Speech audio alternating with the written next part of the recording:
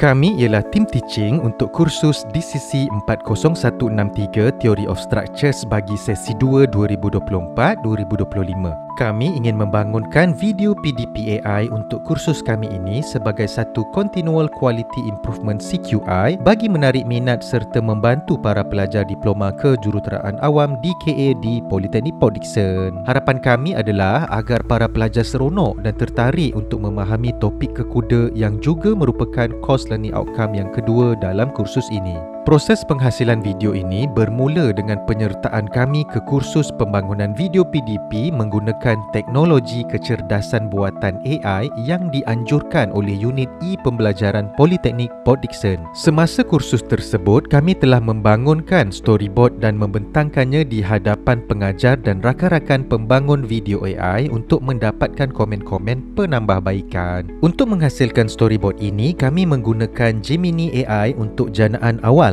Storyboard itu kemudiannya kami tambah baik sendiri hasil perbincangan dalam kumpulan dan diperincikan lagi dengan menjana gambaran bagi setiap senario cerita di dalam Gamma AI. Seterusnya, watak-watak dalam video kami ini dijana menggunakan beberapa perisian AI atas talian seperti Wiz, Gamma dan Drimina. Kami telah memodelkan Ahmad dan Ben berdasarkan ciri-ciri artis tempatan, manakala Puan Dazlina pula kami modelkan mengikut ciri-ciri rakan kami sendiri. Manakala suara-suara di dalam dialog cerita kami ini dihasilkan dengan menggunakan 11 Lab. Setelah beberapa kali cuba jaya, kami akhirnya telah memilih suara yang garau dan bersifat komersil untuk Ahmad dan Ben. Manakala untuk watak Puan Dazlina pula, suara gadis yang ceria dan periang. Visual bagi senario-senario di dalam video ini kami janakan dengan menggunakan Wiz sebelum dianimasikan menggunakan Kling AI. Kisah kami ini memerlukan senario tapak pembinaan dan suasana sekitar Politeknik Port Dickson seperti bangunan pentadbiran Politeknik PD,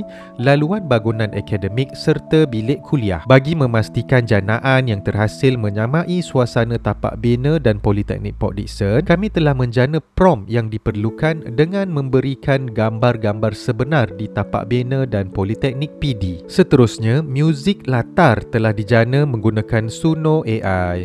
Muzik yang dipilih berbentuk ambient dan dramatik. Bagi menghidupkan dan menambah dimensi untuk senario-senario dalam cerita ini, kami turut tambahkan kesan bunyi yang diperolehi dari Pixabay. Akhir sekali, semua elemen ini telah disunting dan disatukan menggunakan Adobe Premiere Pro. Demikianlah ringkasnya bagaimana kami menghasilkan video ini. Terima kasih.